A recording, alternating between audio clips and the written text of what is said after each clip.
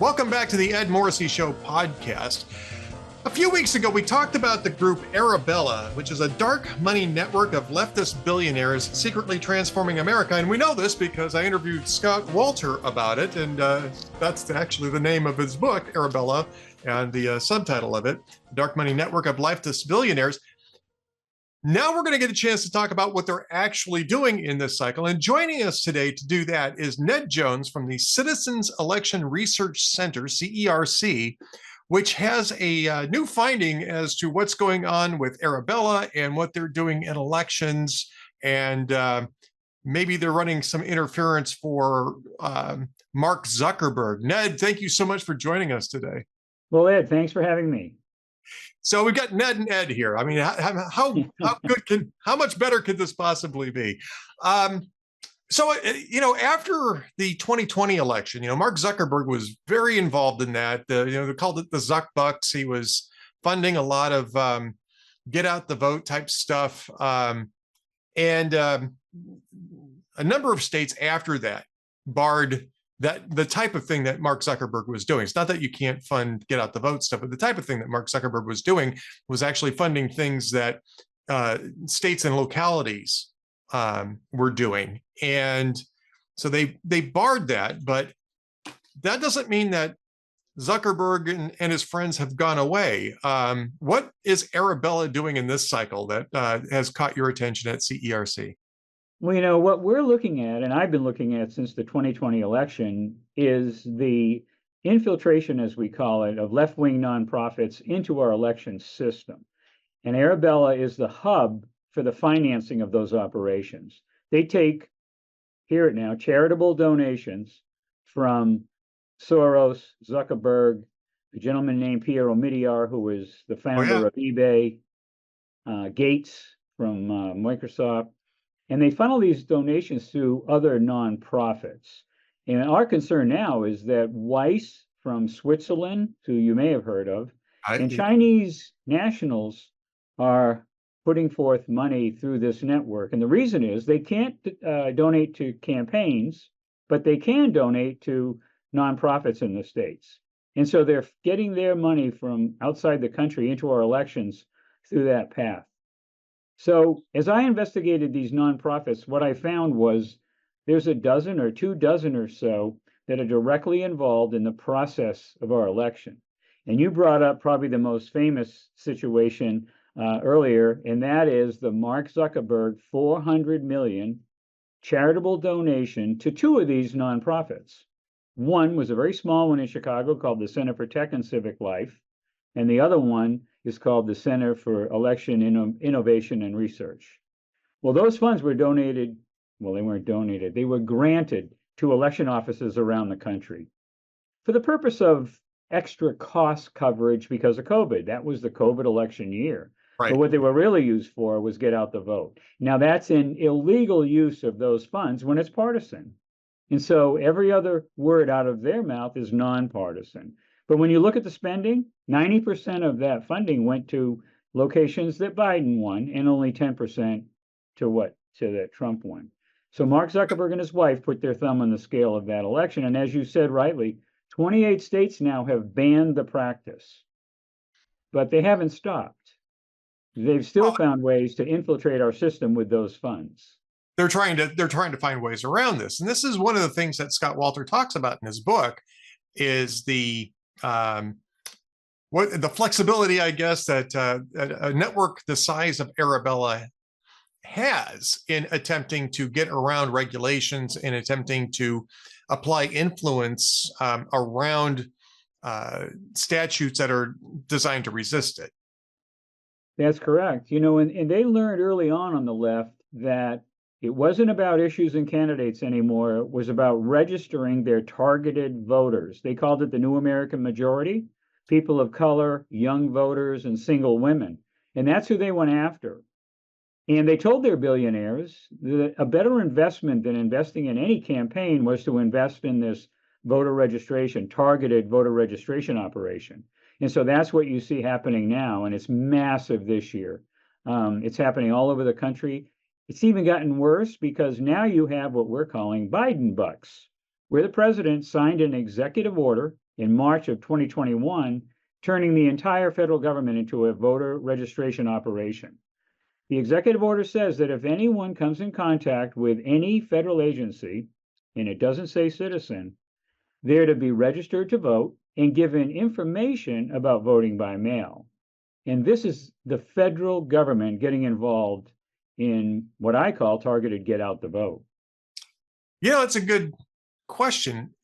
First off, is that illegal? I guess is the first question about that. And two, has it been challenged by anybody withstanding, the Republican Party or other nonpartisan groups? Is it challengeable?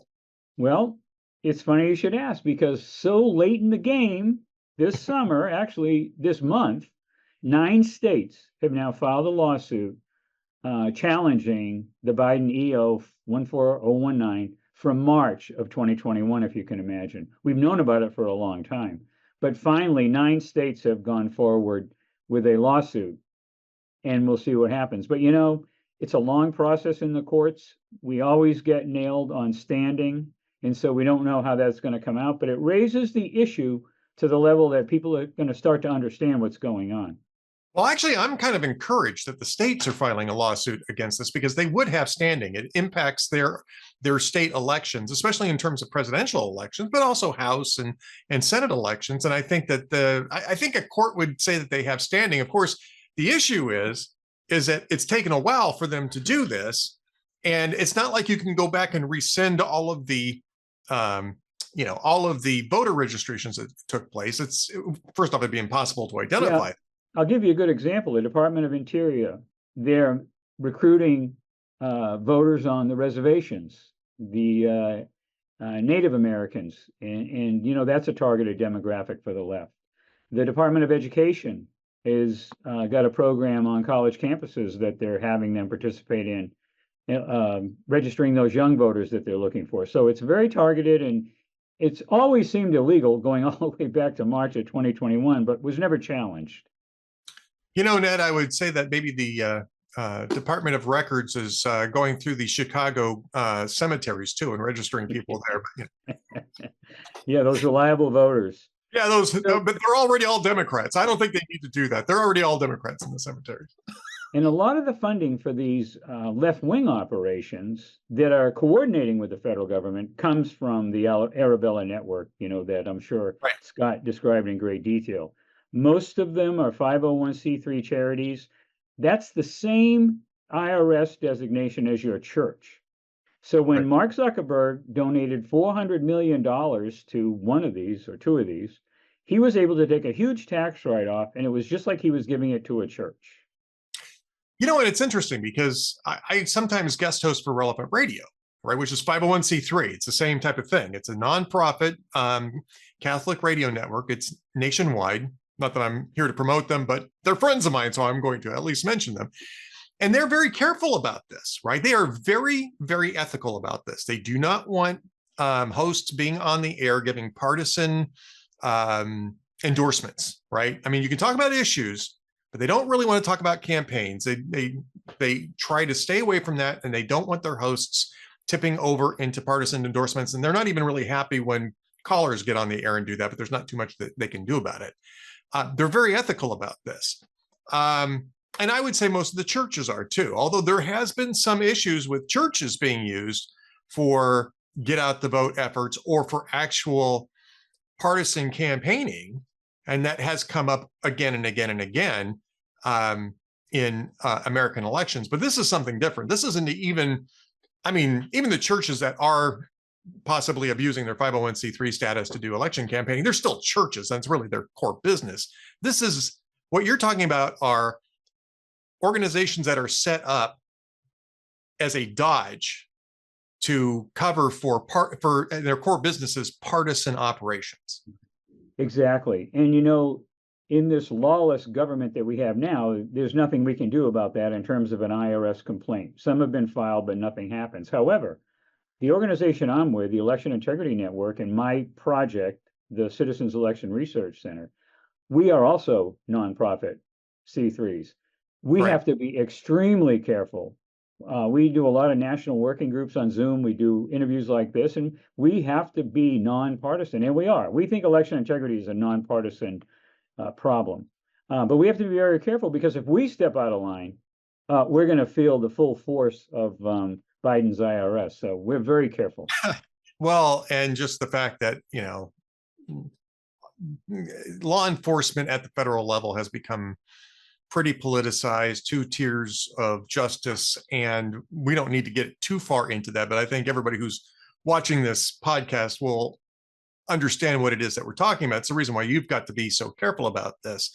Now, I think it's interesting to note, too, that you're actually looking at 4 particular states in which this is taking place. Now, I'm actually a little surprised that I'm not saying that's not taking place in other states, but there seems to be an emphasis on 4 swing states, but it might not be the swing states that immediately come to mind when people are looking at the presidential election. Tell us a little bit about the states where you're seeing this, and maybe how much different it is in those 4 states and maybe some of the other states that are on the bubble.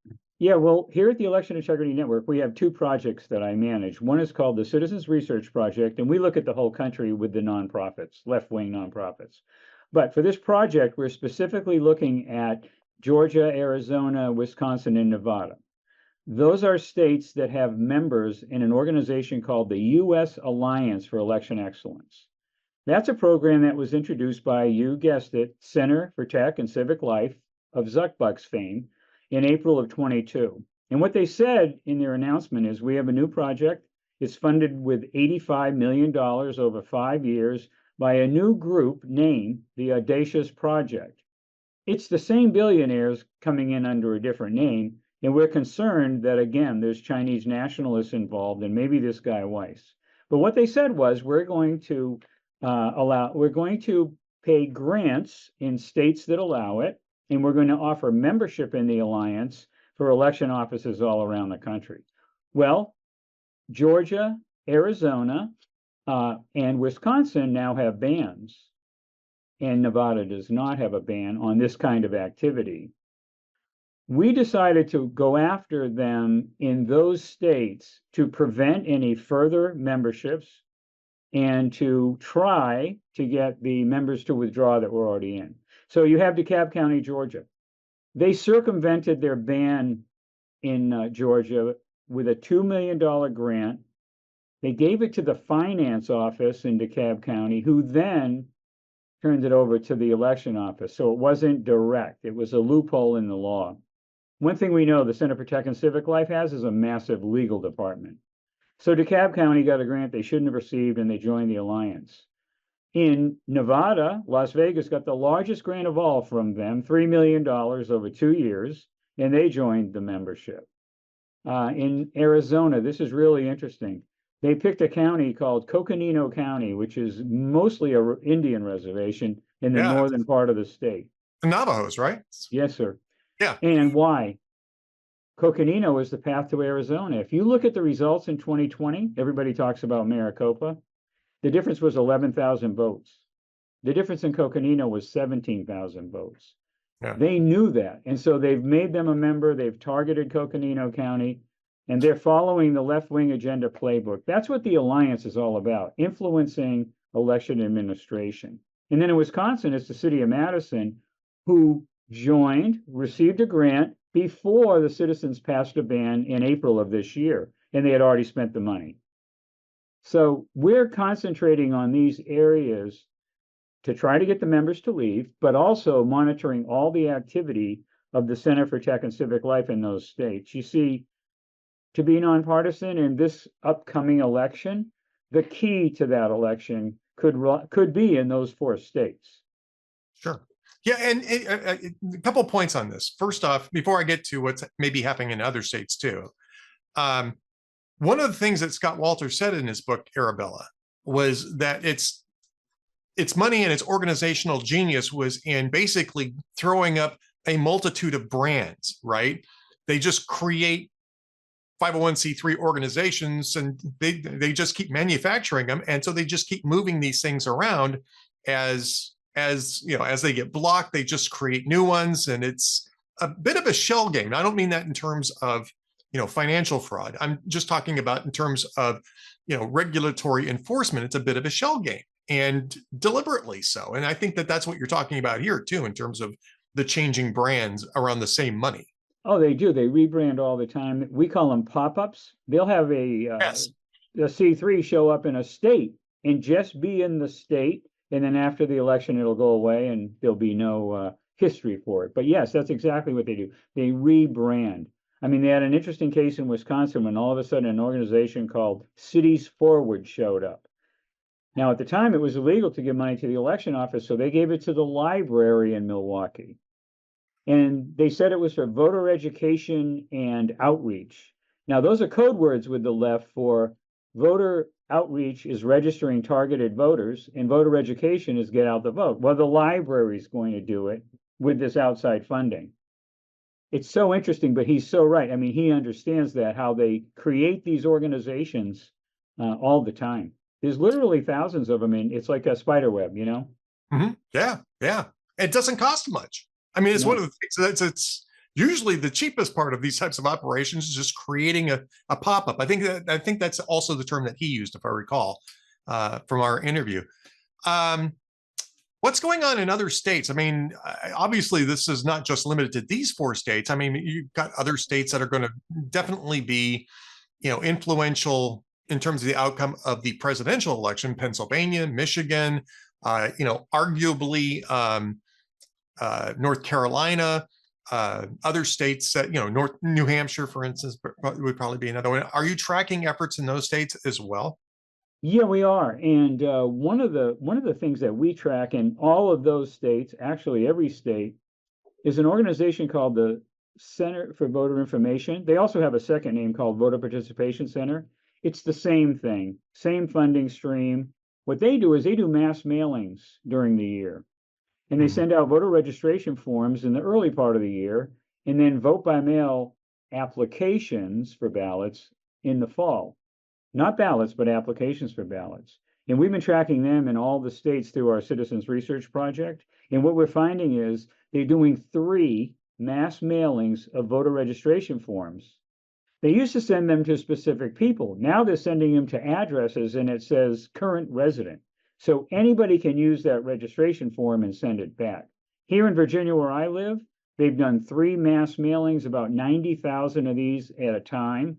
And they've gone out to these unregistered addresses. And the letter they enclose says, it's our belief that there's a person who's not registered to vote at this address. Could you please fill out the form and send it back? Very targeted, by the way. And then in the fall, they're going to mail out these applications. Well, they're doing it in every state. And as I said earlier, there is a massive effort this year to register their, new American majority, those targeted voters. And this is the type of thing that we really have to be cognizant of. And let me ask you this: is some of this, I think, is a Citizens United issue. Some of it is not. Is there a regulatory solution to what it is that you're finding here? Or is this just sort of the new normal? And the issue might be that you have to see if you can build something that competes on the other side that still operates within the law. Well, a good example is those mailings. They've been going on since 2008. And it's only come to light, since the 2020 election and the impact that it's having on our elections. And as far as I know, in the states where they're doing it, it's legal. We tried in Georgia to ban the practice of these pre-populated mailers. And of course, there was a lawsuit filed by the League of Women Voters and the organization that does the mailing. And it's a court case now. And I believe there was an injunction against the law. And then I believe it was Arizona where we came really close, but the legislature wouldn't approve it.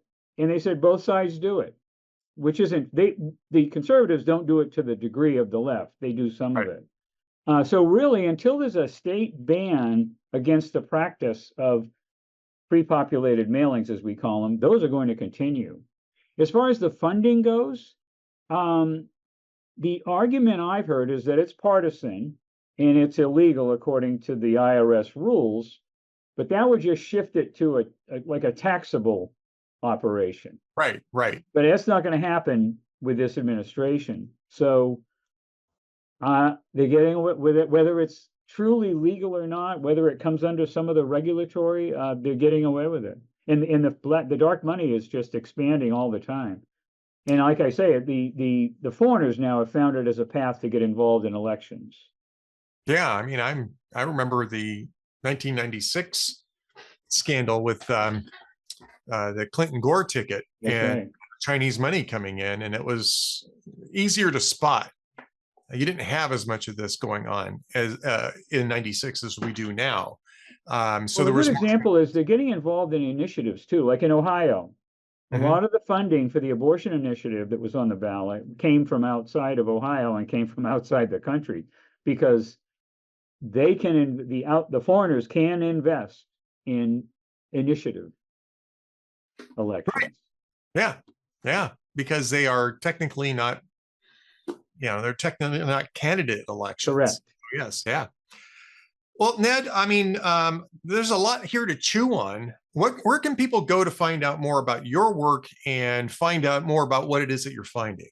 Well, there's two websites that they can go to, whoscounting.us, and there they can sign up to get involved. That's what we need, is we need an army of people to get involved as poll workers and poll watchers, and you can do that very easily at whoscounting.us.